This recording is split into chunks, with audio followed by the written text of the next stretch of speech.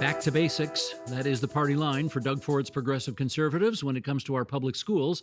And this week, back to basics has meant reducing distractions, specifically the use of cell phones and nicotine vapes on school grounds. So let's start with the details of what the government announced. Students in kindergarten to grade 6 will be required to keep phones on silent and out of sight for the entire school day unless explicitly permitted by educator. And then students grades 7 to 12, cell phones will not be permitted during class time unless explicitly directed by an educator. And social media websites will be removed from all school networks and devices, and report cards will include a comment on students' distraction level in class. We don't often get too personal on this podcast, but this feels like one of those opportunities to do so because you've got a kid in the school system. I do indeed. And how do you read this? Well, the intention here all seems basically good. I mean, and I will do a sort of hybrid commentary here, both as a reporter and a parent.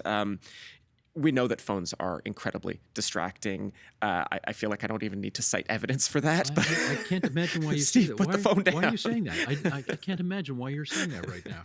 But, if people do, in fact, require a citation for this, there was a recent study that was published from Norway, which it got a lot of press, found that banning cell phones improved mental health outcomes, reduced rates of bullying, was particularly beneficial for young girls and for people from households with lower incomes. So that would broadly say to me that this is actually kind of a progressive policy.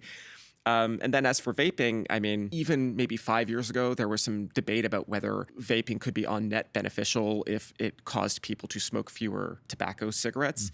More recent research suggests that vaping, particularly for young people, is actually making them more likely to start smoking cigarettes. So any idea that there's a net benefit seems to go out the window there.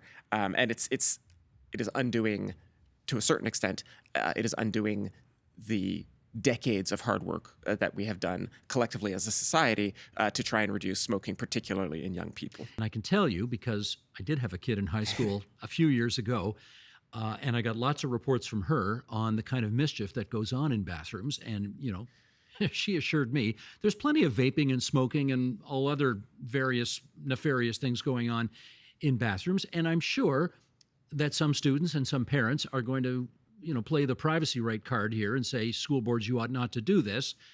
I'm not sure how far they're going to get with that argument, given what the government wants to do here.